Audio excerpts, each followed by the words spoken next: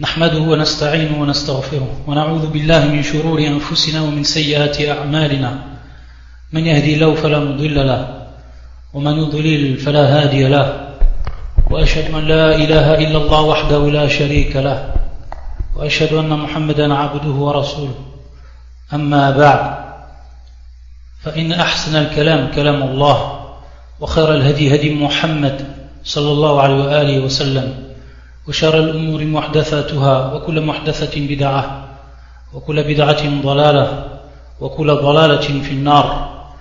Donc on continue, on poursuit bi'idnillahi ta'ala wa bi'awnillah azza wa jal le tafsir, l'explication de cette sourate al-Waqi'ah, donc la sourate l'événement.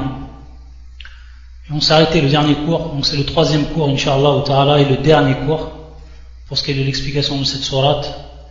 On s'est arrêté le dernier cours au verset numéro 63 et celui qui a suivi 64. Wallah azza wa jalla yaqul afara'aytum ma tahruthun a antum tazra'unahu am nahnu az-zari'un. Donc on avait expliqué ces deux versets et on avait donné une faïda par rapport au terme zari' ou le verbe zara'a. Ensuite yaqul Allah subhanahu wa ta'ala لو نشاء لجعلناه حطاما فظلتم تفكهون. Donc si nous voulions لو نشاء لجعلناه حطاما. ايش معنى حطاما؟ Ce terme-là veut dire tout simplement le fait de rendre fané, sec. Donc quelque chose qui va devenir fané, qui va devenir sec. Donc ici, la culture, lorsque, à titre d'exemple, le blé devient sec, il devient fané, ou alors l'herbe, etc. Donc à ce moment-là, il n'y a plus aucun bénéfice pour celui qui a labouré, donc ça ne sert plus à rien, tout ce qu'il a fait part en vain. Donc Allah Azza wa Jal, s'il veut, il fait ainsi. Law nasha'u laj'alnahu hutama. Donc ici il nous rappelle cette ni'ma d'Allah Azza wa Jal lorsque la culture pousse comme il faut et qu'Allah Azza wa Jal donc il est celui qui va préserver cette culture et qu'ensuite elle va donner ses fruits, elle va donner ses légumes, etc. Ça c'est min ni'matillah azza wa jal. Et on a vu que dans les versets qui ont précédé jusqu'à maintenant, Allah azza wa jal subhanahu wa ta'ala, il nous rappelle sa ni'ma. Il nous rappelle cette ni'ma, ce bienfait qu'il a fait descendre sur nous.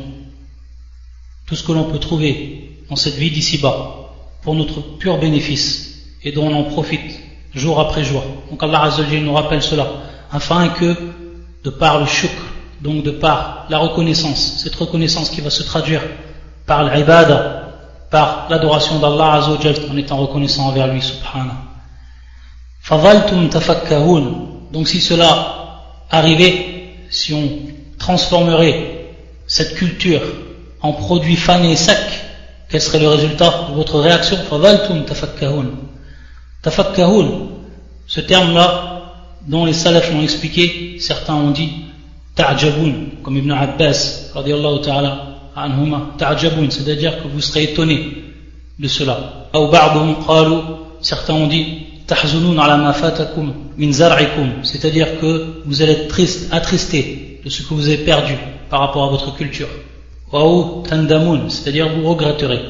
Donc ça c'est les différents sens qui ont été donnés pour ce qui est du terme et du verbe tafakkahun, sachant que ce verbe-là, il a deux sens qui sont en eux-mêmes opposés. Ce qu'on appelle en langue arabe al-abdad, qui vient du terme dit, al-abdad. C'est-à-dire qu'il peut avoir un sens qui est complètement contraire à l'autre sens, qui a en fait deux sens et que ces deux sens sont entre eux opposés. Ça, c'est marna al-abdad. Et ici, pour ce qui est du verbe, donc ici, conjugué tafakkahun, de même on retrouve où il rentre dans cette catégorie dans la langue arabe. Donc on peut dire comme signification tana'amtum, c'est-à-dire jouir donc de bienfaits, ou le contraire, hazantum, yani vous êtes attristé. Donc tana'amtum wa hazantum, ces deux termes peuvent être la signification du terme tafakkahun. Taïb, donc on voit que c'est deux contraires. Et ça, on a beaucoup de termes et de verbes dans la langue arabe qui rentrent dans cette catégorie, et ce qu'on appelle al-abdad, et qui ont donc deux sens et qui sont entre eux opposés, comme c'est le cas ici. Bien entendu, ici, c'est pour ce qui est du domaine de al-huzn, ou al-ajab, ou al-nadam, comme l'a expliqué Salaf. لو نشاء لجعلناه حطاما فظلتم تفكهون إنا لمغرمون إنا لمغرمون. Certains ont dit mulqawna lishar, c'est-à-dire qu'on doit faire face au mal et au malheur qui nous a atteint ici. Et d'autres ont dit comme l'imam Qatada, la yathbut lana mal wa la yantiju lana ribh, c'est-à-dire quoi, il n'y a pas de bien en notre possession qui reste stable, qui va être pérennisé et qui n'apporte aucun bénéfice, dont on ne peut en tirer aucun bénéfice. Ça c'est bimarna inna la mughramun bal nahnu mahroumun, exposés aux privations, c'est-à-dire ici ma'na la hadda lana, c'est-à-dire donc que nous avons point de part, aucune part, donc ici privé. Ensuite yaqul subhanahu wa ta'ala afara'aytumul ma'a alladhi tashrabun, donc il va nous rappeler également cette ni'ma, après nous avoir rappelé la ni'ma de la culture et des fruits et des légumes qu'on va en tirer. Allah subhanahu wa ta'ala il nous rappelle ici ni'matul ma, c'est-à-dire donc le bienfait de l'eau. Et comment le jeûneur il va sentir cette ni'ma après une journée de chaleur, une journée où il a transpiré, où il s'est fatigué, et lorsqu'il vient l'heure du foutour, à l'iftar, et qu'il prend donc ce verre d'eau et qu'il le boit, il sent toute cette ni'ma, une ni'ma la mathila, c'est-à-dire une ni'ma qui n'a pas d'équivalent, simplement al-ma, simplement cette eau-là. Afara'aytumul ma'a alladhi tashrabun, voyez-vous donc l'eau que vous buvez. Antum anzaltumuhu min al-muzni am nahnu al-munzilun, donc est-ce vous qui l'avez fait descendre du nuage. Ici ma'na al-muzn ma'na as-sahab, en langue arabe ma'na al-muzn ma'na as-sahab, qui est le nuage. Donc Allah Azza wa Jalla il nous dit est-ce vous qui l'avez fait descendre du nuage. Antum anzaltumuhu min al-muzni am nahnu al-munzilun, ou c'est nous qui avons fait donc descendre du nuage cette eau-là. Law nasha'u ja'alnahu ujajan falaw la tashkurun. Donc également, comme il a fait Allah subhanahu wa ta'ala pour nous rappeler les biens de la culture et comme elle nous parvient ses fruits et ses légumes, et qu'ensuite il a dit s'il voulait subhanahu wa ta'ala, il pourrait placer cela donc comme étant sec, comme étant fané, pour ce qui était donc de la culture. Ici de même pour ce qui est de l'eau. Law nasha'u ja'alnahu ujaja. Ma'na ujaja ma'na zu'aqa murra la yaslu' lish-shurb wala liz-zar, c'est-à-dire donc une eau qui va être fade, qui va être amère, une eau qui va être salée, dont on ne peut boire et dont on ne peut utiliser pour zar, c'est-à-dire pour la culture, donc quelque chose qui est inconsommable. Allah Azza wa Jalla s'il a voulu, il a rendu cette eau de telle sorte, subhana, fad, amère, salée, ça c'est zu'aqan murran, c'est ma'na ujajan, et son contraire, donc celle que l'on boit et celle qui descend donc, que l'on retrouve dans la source, etc., c'est l'eau qu'on appelle adb, qui a un goût qui est savoureux, une eau qui est douce, donc qu'on peut consommer, qu'on peut boire sans problème. Ça c'est al-ma al-adb. Et le contraire donc c'est cette ma que l'on appelle ujaj, al-ma al-ujaj, yani comme dans le verset du Coran, law nasha'u ja'alnahu ujajan falaw la tashkurun. Donc Allah Azza wa Jalla il nous demande ensuite, de par cette phrase falaw la tashkurun, pourquoi n'êtes-vous donc pas reconnaissant, pourquoi n'êtes-vous donc pas reconnaissant, ash-shukr. Et on sait que, comme on l'a dit auparavant, Allah Azza wa Jalla s'il nous rappelle tous ses bienfaits, c'est pour nous rappeler que l'on doit être shakiran lillah Azza wa Jalla et lui vouer un culte exclusif, mukhlisan fi ibadatina. Et ash-shukr, ce terme donc ash-shukr que l'on retrouve dans le Coran, que ce soit donc à la forme verbale comme ici, falaw la tashkurun. Et il faut savoir que ash-shukr, on veut par ce terme-là, et on va l'annexer soit au bienfait en lui-même, c'est-à-dire an-ni'ma, ou soit au bienfaiteur, celui donc qui est l'auteur de ce bienfait, ce qu'on appelle al-mun'im. Donc soit an-ni'ma, on va l'annexer à an-ni'ma, donc au bienfait, ou soit à celui qui en est l'auteur, al-mun'im, le bienfaiteur.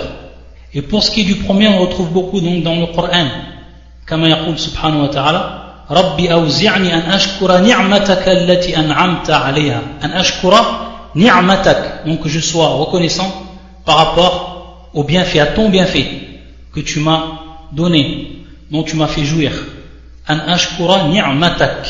Et donc lorsque c'est an ni'ma, lorsque le terme ni'ma il va précéder le verbe ashkur, il n'y aura pas ici de particule qui va précéder.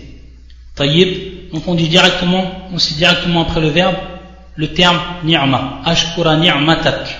Par contre, si c'est par rapport au bienfaiteur, lorsqu'on dit nashkuru lahu, yani nashkuru lillah, alors ici ça va être précédé du lam.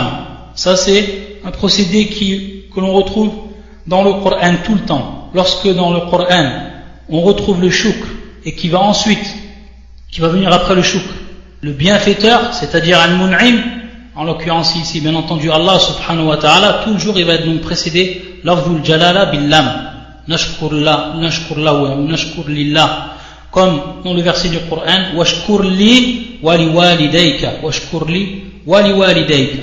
Et ça c'est partout dans le Coran, comme la parole d'Allah azza wa jalla également, washkuru lillahi in kuntum iyyahu ta'budun, washkuru lillahi in kuntum iyyahu ta'budun. Donc on voit que quand c'est le bienfaiteur, tout le temps il vient le lam, qui vient précéder donc celui qui est l'auteur du bienfait, donc avec le lam. Et quand c'est directement al-ni'ma, le bienfait, c'est sans lam, c'est directement. Taïb, ça c'est une faïda par rapport à loi. فَلَوْلَا تَشْكُرُونَ أَفَرَأَيْتُمُ النَّارَ الَّتِي تُورُونَ. Ensuite Allah subhanahu wa ta'ala, après l'eau, il nous rappelle le feu. Il nous rappelle le feu. أَفَرَأَيْتُمُ النَّارَ الَّتِي تُورُونَ. Ne voyez-vous donc pas le feu? Donc ma'na allati turun, ma'na tuqidun, ma'na tuqidun, comme l'ont rappelé la plupart des savants, ma'na tuqidun, c'est-à-dire donc le feu que vous allumez, que vous attisez, que vous animez, ou que vous allumez, tuqidun, ça c'est ma'na turun. Donc afara'aytumul nar allati turun, donc ne voyez-vous donc pas le feu que vous allumez, que vous animez.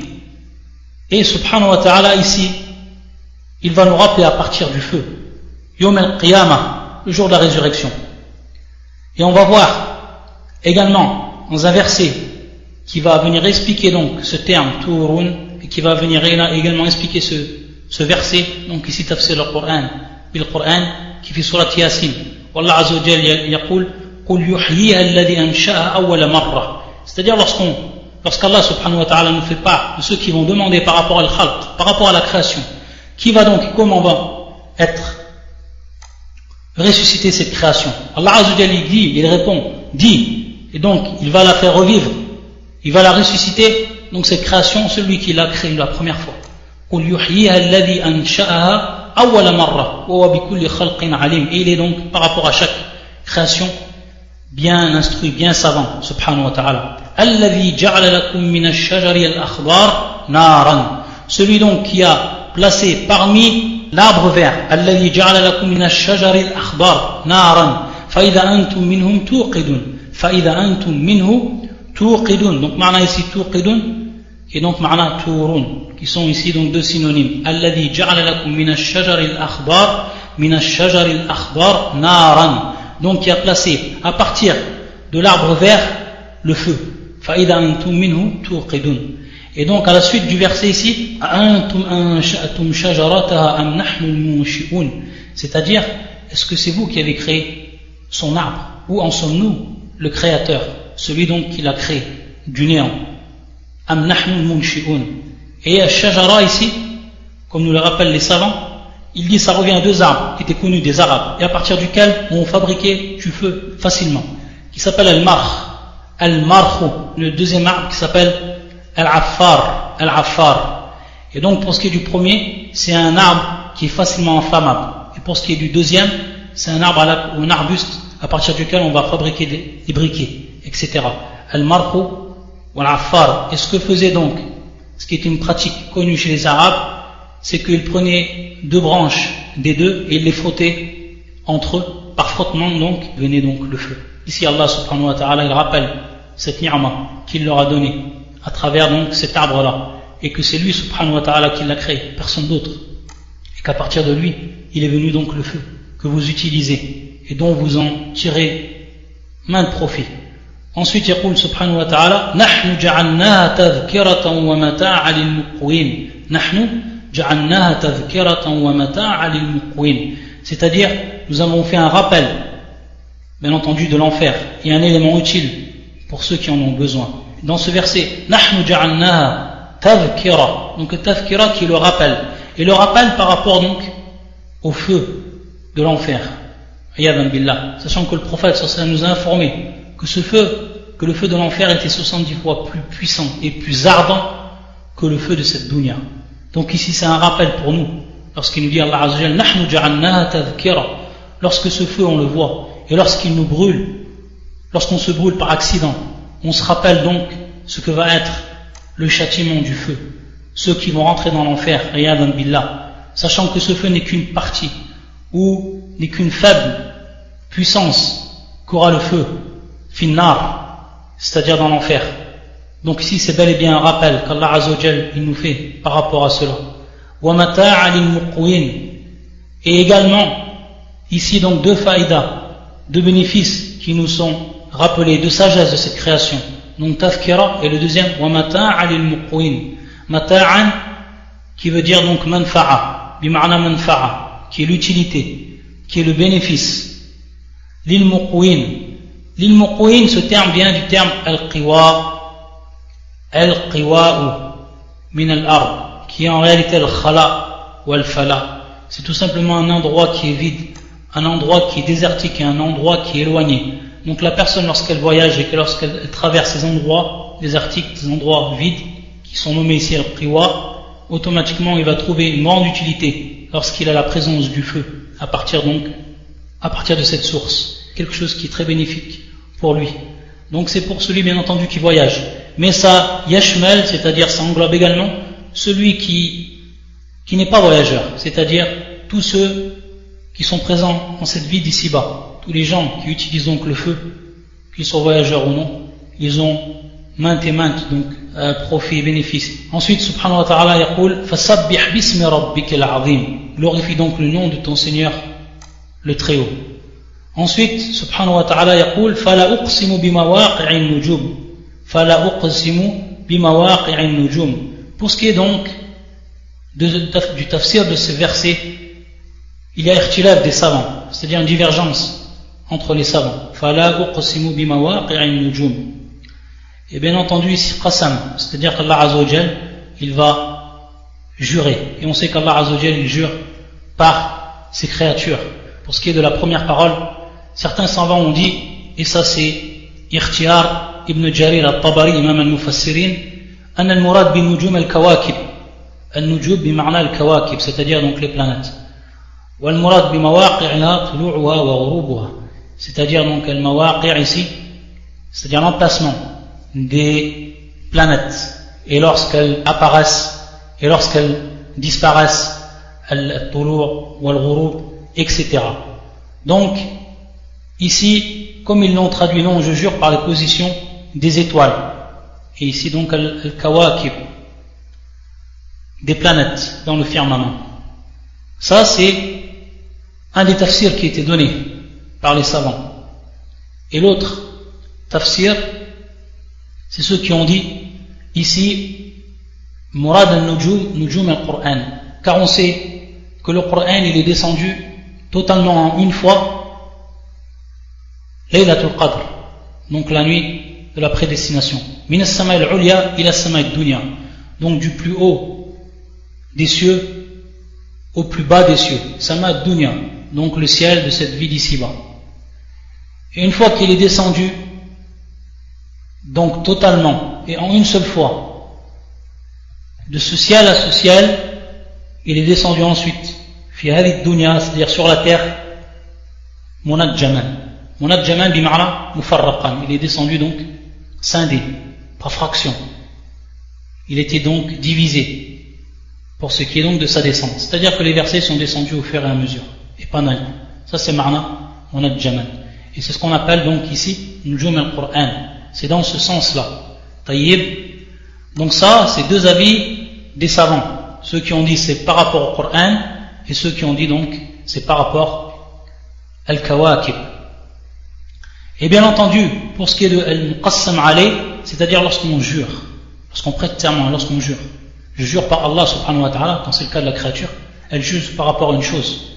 Et ça, cette chose-là, c'est ce qu'on appelle Muqassam alayh, par rapport à cette chose-là, sur laquelle on a fait un serment, ou alors pour laquelle on a fait un serment, l'objet pour lequel on fait un serment, c'est ce qu'on appelle Muqassam alayh. Et ici c'est Haqqiyatul Qur'an, Donc c'est par rapport au verset ou par rapport au Coran lui-même. Parce qu'on va voir donc à la suite du verset, Allah Azza wa Jal, il nous dit Innahu la Qur'anun Karim. Innahu la Qur'anun Karim. Et c'est pour ça donc que certains savants ils ont dit que c'est Qasam bil Qur'an ala al-Qur'an. Et bien entendu, pour ce qui est donc de cette parole-là, c'est-à-dire la deuxième, on va comprendre que Ma'na al-Nujum, le fait que le Coran il est descendu donc à plusieurs moments dans cette vie d'ici-bas. Ça c'est al-Ma'na al-Thaniya. Pour ceux qui ont dit que c'était Ma'na al-Kawakib ou al-Nujum, c'est-à-dire donc leur position, et on a dit qu'il y a l'Ikhtiyar ibn Jarir al-Tabari rahimahullah, on va voir qu'il y a ici Munasaba pour ce qui était l'objet du serment et sur lequel on a juré. Donc ici, Al-Qur'an wa Al-Nujum, pour ce qui est donc de cet avis-là. Al-Wajh al-Awwal, pour ce qui est donc du premier aspect, c'est qu'Al-Nujum yuhtada biha fi dhulumat al-barr wal-bahr. C'est-à-dire donc que de par Al-Nujum, et ça c'est une des fonctions des Nujum, c'est-à-dire des étoiles, dont Allah Azza wa Jalla nous a fait part également dans son Coran, c'est qu'on va pouvoir donc se guider à travers leur position dans les ténèbres de la nuit, que l'on soit donc sur cette terre-là ou alors sur la mer. Et donc ici, hidayatun hissiyya, c'est une guidance qui est palpable, que l'on voit réellement de par nos yeux, lorsqu'on regarde donc la position des étoiles, et par lesquelles on peut se déplacer et se guider sur cette terre ou sur cette mer. Et ici, al-munasaba, c'est que le Coran également, yuhtada biha fi dhulumat, c'est-à-dire donc qu'on va le prendre comme guide dans les ténèbres de cette vie d'ici-bas, les ténèbres de al-ghay, al-jahl, les ténèbres donc du mauvais chemin, les ténèbres de l'ignorance, donc de par le Coran, qui est une guidance pour nous, et par lequel on va se guider. Et ici donc, hidayatun ma'nawiyya, donc c'est bel et bien une guidance, mais une guidance qui n'est pas concrète, que l'on ne voit pas de par nos yeux, comme c'est le cas donc de An-Nujum, mais c'est bel et bien une guidance qui nous guide dans cette vie d'ici-bas. Donc on voit ici la relation qu'il y a entre les deux, entre An-Nujum et le Coran ici. Également, al-Wajh al-Thani, An-Nujum zinatu al-Zahira, c'est qu'An-Nujum, elles ont été placées, comme également le Coran nous en a fait part, comme étant un embellissement de ce ciel-là. Donc c'est zinatu al-Zahira, c'est un embellissement et une beauté qui est extérieure. Par contre, le Coran, de par Al-Ma'ani, de par donc ce qu'il comporte de sens, etc., zinatun batina. Lui, le Coran, c'est en réalité un embellissement qui va embellir nos cœurs et qui est donc ici un embellissement batina, qui est lui donc caché. Donc ça, c'est le wajh al-thani, bain al-nujum al-Qur'an. Également, al-wajh al-thalith, an-nujum rujuman li-shayatin, yani que al-nujum elles font fuir al-shayatin, et elles ont cette fonction-là. Lorsqu'on voit donc les étoiles filantes, on sait donc qu'elles poursuivent un shaitan qui a voulu venir écouter donc aux portes du ciel. Ça c'est une des fonctions également de An-Nujum. Pour ce qui est du Coran également, le Coran il fait fuir al-shayatin min al-insi wal-jinn. Lorsque le Coran il est lu, il fait fuir al-shayatin, les djabs de parmi les hommes et de parmi les djinns. Et c'est pour ça qu'il est recommandé de lire le Coran chez soi, ou alors de mettre le Coran chez soi, de réciter le Coran souvent, afin de faire partir les shayatin. Donc on voit également ici la relation entre les deux, Nujum et le Coran. Et également, al-Wajh al-Rabi' ou al-Akhir, ayat mashhouda, ayniya, ce sont donc des versets, ou plutôt des signes, dans le sens ayat, ici dans le sens des signes que l'on peut voir, que l'on peut apercevoir de par nos yeux, ayniya. Par contre, pour ce qui est du Coran, ayatun sam'iyya, ce sont donc des versets que l'on entend, qui sont récités et que l'on entend de par nos oreilles. Donc, ce sont également donc ici des signes de la part d'Allah Azza wa Jalla. Ça donc c'est pour ce qui est de la relation entre An-Nujum et le Coran, pour ceux qui ont été de l'avis comme Ibn Jarir, qui ont dit qu'ici An-Nujum ma'na al-Kawakib. Et si on regarde la suite du verset, Fala uqsimu bimawaqi' an-nujum, et bien entendu ici, Fala, dans le sens où Allah Azza wa Jalla, lorsqu'il a jurer par cela et que l'objet de ce serment c'est le Coran, c'est pour renier que le Coran soit une parole d'un être humain, ou alors que le Coran soit du sihr, de la sorcellerie, ou alors kahana, soit la parole d'un devin, ou alors que ce soit du shia, que ce soit donc de la poésie. Donc Allah Azza wa Jal, il jure par cela. Il jure donc bi mawaqi' al-nujum, pour renier donc que le Coran il soit de cette catégorie-là. Mais il est bel et bien la parole d'Allah Azza wa Jal. Et ensuite c'est pour ça qu'il dit wa innahu laqasamun law ta'lamuna 'azim. Et c'est vraiment un serment solennel, c'est-à-dire 'azim qui est immense, si vous saviez. Et c'est pour ça donc que certains savants ils ont dit que tout qasam, c'est-à-dire tout serment, Allah Azza wa Jal dans le Coran à chaque fois il va jurer par des choses qui sont grandes dans le Coran, parmi ses créatures. Donc ici, lorsqu'il nous rappelle il faut donc que ce soit encore plus grand de ce qui a précédé, sur les choses par lesquelles Allah Azza wa Jalla a juré dans le Coran. C'est pour ça donc, certains ils ont pris également ce verset comme preuve pour dire que ici al-qasam et bima'na mawaqi' an-nujum ça concernait bien donc le Coran, et plus précisément donc les moments où le Coran il est descendu, c'est-à-dire les différents moments où il est descendu scindé dans cette vie d'ici-bas. Innahu la Qur'anun karim. Et c'est certainement donc un Coran noble. Donc ici la chose pour laquelle Allah subhanahu wa ta'ala il a juré. Fi kitabim maknun, dans un livre donc bien gardé. La yamassuhu illa al-mutahharun, que seuls les purifiés touchent. Ici al-mutahharun wa fi siyaq al-aya bima'na al-malaika, ce sont donc les anges des cieux. Lorsqu'ils touchent ce Coran, ils le touchent et ils sont en état de purification. La yamassuhu illa al-mutahharun. Et ici la yamassuhu, Allah ici, donc le la, c'est pas le la an-nahiya, celui donc qui va interdire, la an-nahiya, mais c'est la an-nafiya. Donc ici cette jumlatun khabariya. Il y a jumlatun khabariya. C'est donc une phrase qui a comme caractéristique l'information, qui est donc citée à titre d'information. Donc ici là, an-nafiya, c'est-à-dire qu'Allah Azza wa Jalla yanfi, c'est-à-dire qu'il dénie que ce Coran il soit touché, sauf donc par al-mutahharun, ceux qui sont purifiés. Et ici, ce sont les anges. Donc ça n'a rien à voir avec le la an-nahiya. Si on aurait dit la an-nahiya, ça voudrait dire celui donc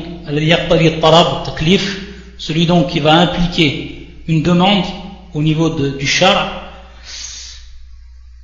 et qui va donc interdire que l'on touche cela, qu'on touche ce Coran, sauf si on est en état de pureté. Taïb. Donc ici on voit bien que le la c'est pas an-nahiya mais il est bien an-nafiya. Taïb, donc al-jumlatun khabariya. Ce verset, certains savants ont divergé. Ils ont pris en compte ce verset donc pour dire que la personne elle n'a le droit de toucher le Coran, c'est-à-dire bien entendu le mushaf et de lire dans le mushaf et de le toucher que lorsque elle est en état de pureté, que ce soit la pureté majeure et mineure. Ils ont pris donc ce verset comme preuve. Mais comme on a dit, ici c'est simplement une information par rapport, et on a dit al-mutahharun ici bima'na al-malaika. Donc c'est simplement une information qui est donnée. Et donc ça ne nous donne pas, on va dire directement un hukm shar'i, c'est-à-dire donc une loi législative ou un statut législatif par rapport donc au fait de toucher al-mushaf. Pour finir ce verset, que certains savants manquent, وهذا كلام جمهور العلماء parmi l'imam Malik et d'autres encore rahmatullah ala al-jami', ils ont vu donc que la personne n'avait pas le droit de toucher le Coran et d'utiliser le mushaf donc sauf en cas de pureté. Donc c'est l'impure, que ce soit de la grande impureté ou de la petite impureté, al-janaba ou al-hadath al-asghar, la yajuzu lahu an yamuss al-Coran. Tayyib. Et eux ils vont prendre comme preuve le verset du Coran. On a vu que le verset du Coran en lui-même ce n'est pas une preuve, parce que là on a la yamussu illa al-mutahharun, c'est simplement un khabar, une information qui est donnée. C'est simplement donc une information qui est donnée. Et le la ici c'est la an-nafiya, la an-nahiya. Ce n'est pas donc le la an-nahiya, celui donc qui va interdire une chose, mais simplement une information qui est donnée de l'état des gens du ciel, qui sont ici al-malaika, lorsqu'ils touchent le Coran, et qu'ils le touchent simplement en état donc de purification. Ils sont eux, d'ailleurs tout le temps en purification, pour ce qui est de al-malaika. Mais certains savants ont dit, comme Cheikh al-Islam ibn Taymiyyah, que ici, al-wajh al-dalala, wajh al-istidlal, laysa bit-tasrih, walakin bil-ishara. Et ce n'est pas explicitement qu'Allah Azza wa Jal nous prouve que ceux qui doivent toucher le Coran, ils sont uniquement en état de pureté. Mais c'est bil-ishara, c'est-à-dire par indication. Car si les gens des cieux, eux, ils touchent le Coran alors qu'ils sont uniquement en état de purification, alors il en va de même pour ce qui est des gens de cette dunya, des gens de cette terre, ceux qui vivent sur la terre, les humains. Taïb, donc c'est à titre d'indication, mais ce n'est pas tasrihan. Mais une preuve qui va être plus forte que cela, que le verset du Coran en lui-même, c'est le hadith qui est apporté par l'imam al-Daraqutni, hadith Amr ibn Hazm, radiyallahu ta'ala an. Il nous rapporte ce que le prophète sallam a écrit aux gens du Yémen, et il a dit donc, dans les informations et dans les recommandations qu'il leur a données aux gens du Yémen, le prophète sallam, la yamusu al-Qur'an illa al-tahir, c'est-à-dire que le Coran ne peut être touché que par une personne qui est, ici le terme tahir, qui est donc purifiée, une personne qui est purifiée. Ils ont pris comme preuve ce hadith du prophète sallallahu alayhi wa sallam qui est la preuve qui est la plus explicite, contrairement donc au Coran, que l'on peut prendre comme preuve, mais simplement à titre d'indication, comme nous l'a rappelé Cheikh al-Islam ibn Taymiyyah rahmatullah alayhi. Ala kulli hal, pour ce qui est de cette question-là, c'est un grand irtilaf entre les savants. Est-ce que l'on doit être pur pour lire le Coran et pour toucher le Coran, pour ce qui est de al-hadath al-asghar, c'est-à-dire l'état d'impureté mineure, et certains savants qui ont dit non, c'est-à-dire même en étant en impureté mineure, on peut toucher le Coran. Ils ont soit rapporté que le hadith il était da'if, celui qu'on a cité, sachant que plusieurs savants l'ont rendu authentique, parmi eux Cheikh al-Albani rahmatullah alayhi, ou alors d'autres, ils ont expliqué que le terme at-tahir, ça veut dire al-muslim, marna al-muslim. Et là, il y a Coran, il a muslim. À la kulli hal, pour ce qui est de cette question-là, il y a divergence entre les savants. Et l'irtilaf qawi. Mais la personne, le musulman, yahtat, c'est-à-dire que à tout moment, il devra s'efforcer, lorsqu'il touche le Coran, lorsqu'il lit le Coran al-mushaf, d'être en état de pureté, à la wajh al-akmal, c'est-à-dire donc en état le plus pur possible, et le meilleur des états, qui est bien entendu ici, en état de purification. Ça c'est ce qui est demandé donc aux musulmans, al-muslim al-taqi, le musulman qui craint Allah subhanahu wa ta'ala. Ensuite, yaqul subhanahu wa ta'ala, tanzilun min rabbil alamin, tanzilun min rabbil alamin. Donc, c'est une révélation de la part du Seigneur de l'univers. Donc ici, Allah Azza wa Jalla nous fait part que ce livre-là, c'est bien la parole d'Allah, et qu'il avait été descendu de la part du Seigneur de l'univers, et que ce n'est pas donc une poésie, que ce n'est pas une sorcellerie. Abi hadha al-hadith antum mudhinun, abi hadha al-hadith antum mudhinun. C'est-à-dire mudhinun bima'na mukadhibun, ghayru musaddiqin. C'est-à-dire, est-ce que ce discours-là que vous traitez donc de mensonge, mukadhibun, mudhinun, donc mukadhibun, c'est le sens du verset. Abi hadha al-hadith antum mudhinun. وتجعلون رزقكم أنكم تكذبون وتجعلون رزقكم أنكم تكذبون.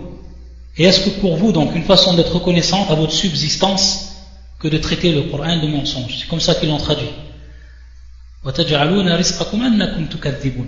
رزقكم, donc ici à rizq, les savants ils ont divergé par rapport à la signification du terme rizq. Certains ils ont dit ash-shukr, c'est-à-dire donc la reconnaissance. Donc le sens, comme ça a été traduit, et est-ce que pour vous une façon d'être reconnaissant? Donc un risque, ma'na, ash-shukr. Et d'autres savants, ils ont dit un risque bima'na al-matar, c'est-à-dire donc la pluie.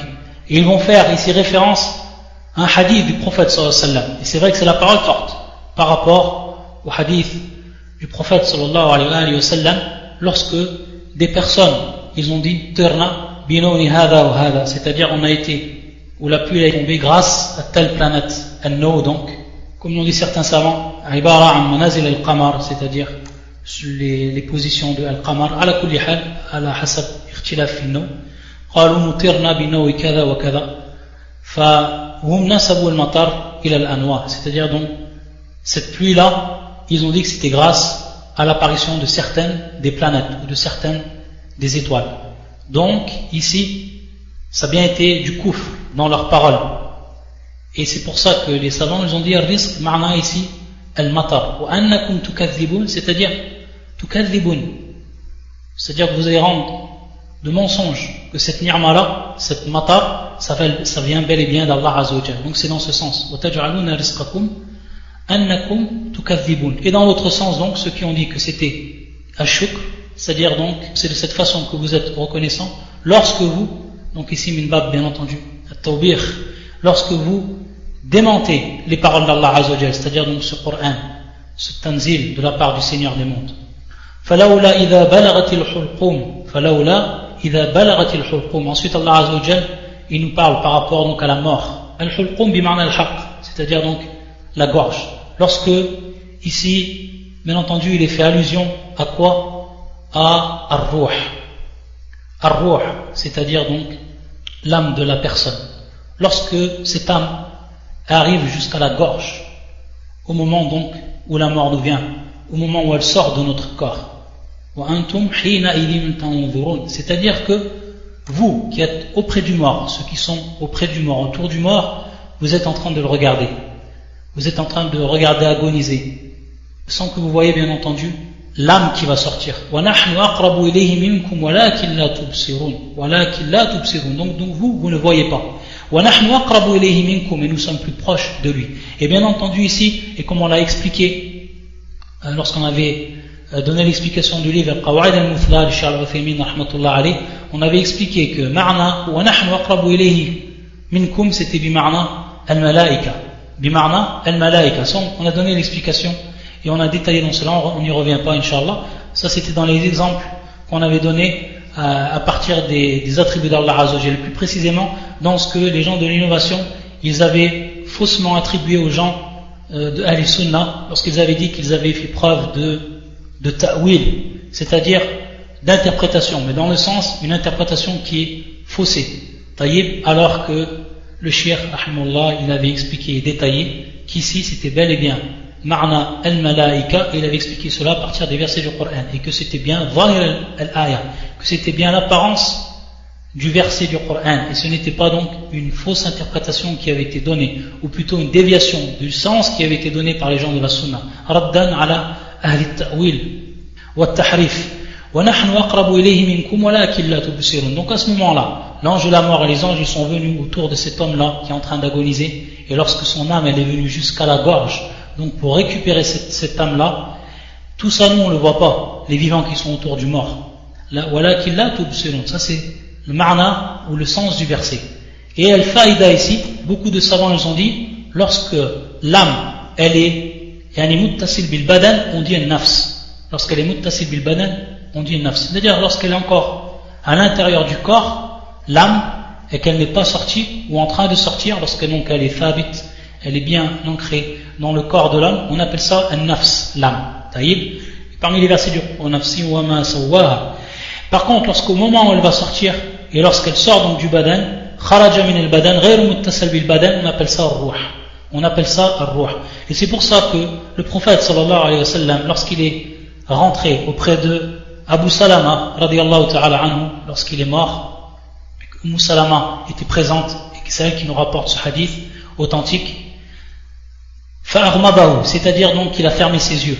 Il a fermé les yeux de Abu Salama, le prophète sallallahu alayhi wa sallam. Il a dit cette parole, inna ar-ruha idha qubida tabi'a al-basar, c'est-à-dire lorsqu'il a employé le terme donc ar-ruh, au moment donc où l'âme elle est sortie. Donc lorsqu'elle est sortie du corps, on appelle ça ar-ruh, et lorsqu'elle était à l'intérieur du corps, on appelle ça an-nafs. Suivant bien entendu l'explication de certains des savants.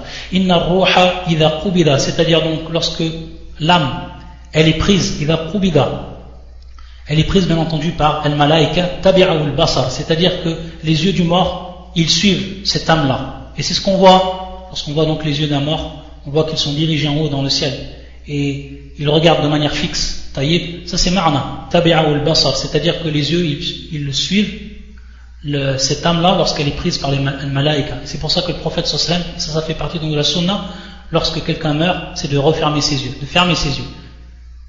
comme l'a fait le prophète sallam avec Abu Salama. Et lorsqu'il a dit inna ar-ruha idha qubida tabi'ahu al-basar. فلولا إن كنتم غير مدينين ترجعونها إن كنتم صادقين. فلولا إن كنتم غير مدينين.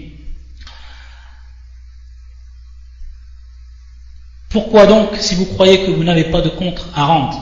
Donc, فلولا إن كنتم غير مدينين, pour ce qui est du terme madinin, il y a deux explications des savants. Certains ils ont dit, ceux qui disent غير مستعبدين, c'est-à-dire personne n'a d'autorité sur eux. C'est-à-dire que eux ils croient que personne n'a un sultan, qu'il a donc une autorité sur lui et qu'ils ne sont pas en réalité des esclaves. Donc, les esclaves, yani العبد بمعنى العام, العبد العبودية العامة, بمعنى العبودية العامة. طيب, et l'autre sens du terme madinin, yani mujazin, c'est-à-dire que vous n'aurez pas à rendre des comptes. Ceux qui croient qu'ils n'auront pas à rendre des comptes. Donc ceux qui croient qu'ils n'auront pas à rendre des comptes, ou alors ceux qui croient qu'ils n'ont eu aucune autorité sur eux, que personne n'a eu d'autorité sur eux, qu'ils sont libres de faire ce qu'ils veulent. Donc Allah Azza wa Jalla ici il édifie. فَلَوْلَا إِن كُنْتُمْ غَيْرَ مَدِينٍ تَرْجِعُونَهَا إِن كُنْتُمْ صَادِقِينَ.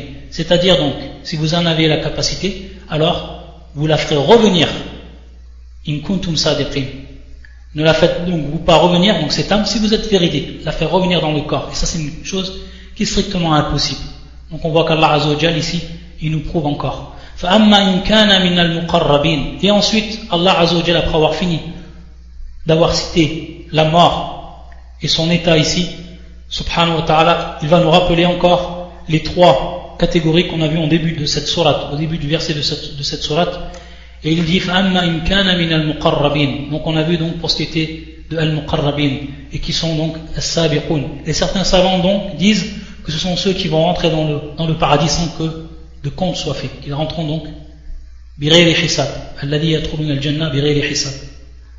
فأما إن كان من المقربين فروح وريحان وجنة نعيم. معنى الروح, comme l'ont expliqué les savants parmi les salaf, معنى الاستراحة. الاستراحة. إنعم. C'est-à-dire qu'à ce moment-là, la personne elle va yastarih, elle va se reposer, elle va trouver enfin donc le confort. Farouhun. Ce confort, elle va retrouver le véritable confort. Et c'est pour ça que dans cette vie d'ici-bas, l'homme, il est dans une lutte qui est permanente. Il n'a pas de confort. Même si c'est une chose qui est totalement relative lorsqu'on dit le confort dans cette vie d'ici-bas. Alors que dans l'au-delà, c'est réellement, il prend tout son sens, le confort. Farouhun. C'est pour ça qu'Allah Azza wa Jalla nous dit dans un verset du Coran, لَقَدْ خَلَقْنَا الْإِنسَانَ فِي كَبَدٍ. C'est-à-dire que nous avons créé l'homme, fi kabad, c'est-à-dire fi mashaqqa, fi ta'b, fi nasab. C'est-à-dire que la personne, elle est créée dans un état de combat, dans un état de lutte, fi mashaqqa, donc dans un état de dureté. C'est-à-dire dans cette vie d'ici-bas, elle doit tout le temps lutter. Il doit tout le temps lutter l'homme dans cette vie d'ici-bas. Et naam, regardez le prophète sallallahu alayhi wa sallam. Regardez la vie du prophète sallallahu alayhi wa sallam. Le prophète, à titre d'exemple, il a eu 7 enfants. Parmi ces 7 enfants, il y en a 6 qui sont morts devant ses yeux, qui sont morts alors qu'il était vivant.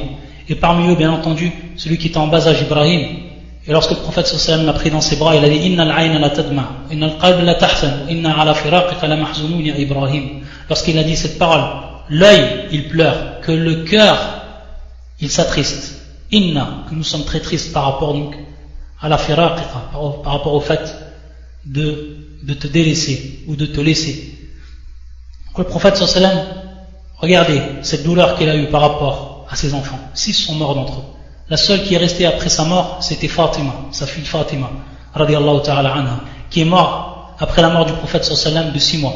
Et lorsque le prophète sallallahu alayhi wa sallam lui-même lui avait informé, qu'il lui avait dit dans son oreille qu'il allait mourir et qu'elle avait pleuré, et qu'ensuite il a informé le prophète sallallahu alayhi wa sallam qu'elle allait rejoindre très peu de temps après. Et c'est vrai qu'elle est morte 6 mois après. Le prophète sallallahu alayhi wa sallam, il fut également blessé lors de Uhud. Le sang, il a coulé de lui sallallahu alayhi wa sallam. Regardez l'exemple du prophète sallallahu alayhi wa sallam et sa vie de combat. Laqad khalaqna al-insana fi kabad. Et l'imam Ahmed il disait rahimahullah ta'ala la rahata lil mu'min duna liqa'illah. C'est-à-dire qu'il n'y a pas de réconfort pour le croyant sans qu'il n'aura rencontré son Seigneur. Hadi rahatul kubra. Ça c'est réellement pour le croyant le véritable réconfort qu'il va avoir lorsqu'il va rencontrer son Seigneur. Et celui donc qui va chercher le réconfort dans autre que cela, dans cette vie d'ici-bas, qui recherche uniquement le réconfort, alors il perdra son temps. Il va perdre son temps. Le croyant, il perdra à ce moment-là donc son temps. Le croyant, c'est celui qui attend liqa Allah subhanahu wa ta'ala. Ensuite, يقول سبحانه وتعالى وريحان وجنة نعيم. Donc وريحان, certains ont dit c'est الرزق et certains ont dit c'est الرحمة. وجنات نعيم, il y a un jardin de délices. وأما إن كان من أصحاب اليمين. Ensuite la deuxième catégorie qui sont les gens de la droite. فسلام لك من أصحاب اليمين. As-salam. Et on sait que c'est dar wa dar salam. Le paradis c'est dar salam. Donc il va de soi que la première parole que vont dire al-malaïka, que vont dire donc les anges aux gens qui vont entrer dans le paradis, min ashabil yamin, fasalamun laka min ashabil yamin, il sera accueilli par ces mots, paix à toi, de la part des gens de la droite. Wa amma in kana min al-mukaththibin ad-dallin. Et donc la dernière catégorie, et s'il est de ceux qui avaient traité de mensonge la résurrection et s'étaient égarés, al-mukaththibin ad-dallin, fanuzulun min hamim. Donc on a expliqué ce terme qui est revenu dans cette sourate, nuzul, et également le terme hamim, wa tasliyatu jahim, ils brûleront dans la fournaise. Inna hadha lahu haqqul yaqin. Allah Azza wa Jal, donc pour qu'on ait la certitude, il nous rappelle de par cette parole-là, Inna hadha lahu haqqul yaqin, c'est cela la pleine certitude, c'est-à-dire ces paroles et ces versets qui sont descendus sur le prophète sallallahu alayhi wa sallam, qui nous a ensuite dicté, qui sont venus jusqu'à nous, c'est une parole qui est haqq, c'est une parole qui est une vérité, et cela en toute certitude. Fasabbih bismi rabbikal azim. Glorifie donc le nom de ton Seigneur, le très grand. Donc at-tasbih, lorsqu'on nous sabbih, nous nazzi Allah ta'ala amma la yalaqu bihi, c'est-à-dire qu'on va éloigner Allah Azza wa Jal de tout ce qui n'est pas acceptable pour lui, comme les imperfections, comme les impuretés, etc. Ça c'est marna fasabbih bismi rabbikal azim.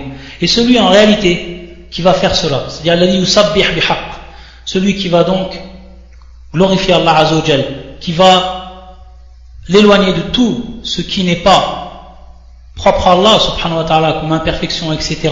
C'est lui en réalité qui va ressentir dans cette vie d'ici-bas at-tuhur, qui va ressentir réellement la pureté, an-naqa, safa, qui va ressentir donc réellement cette pureté, car on sait qu'Allah subhanahu wa ta'ala mahma yaqulun, c'est-à-dire malgré ce qu'ils disent les gens, ne va pas augmenter Allah Azza wa Jal dans sa royauté ou alors le diminuer dans sa royauté subhanahu wa ta'ala, mais c'est nous qui vont en profiter les premiers. Et celui donc, elle a dit yusabbih, c'est lui qui va réellement profiter de ce tasbih en lui-même, de par son cœur, lorsqu'il va ressentir cette pureté en lui-même. Et ensuite, donc, yaqul subhanahu wa ta'ala, fasabbih bismi rabbikal azim, et donc on finit par ce rappel, et en tant que jeûneur, par ces deux paroles que le prophète sallallahu alayhi wa sallam nous a enseignées, et par lequel l'imam al-Bukhari a terminé son sahih. Il nous dit, sallallahu alayhi wa sallam, kalimatan khafifatan ala lisan, donc deux mots qui sont khafifatan, qui sont donc légers ala lisan, sur notre langue, c'est-à-dire légers à dire, thaqilatan fil mizan, mais qui sont très lourds dans la balance le jour du jugement. Subhanallah wa bihamdi, donc ici at-tasbih, subhanallah wa bihamdi, wa subhanallah al-azim, wa subhanallah al-azim, subhanakallahumma bihamdika, ashhadu an la ilaha illa anta, astaghfiruka wa atubu ilayk.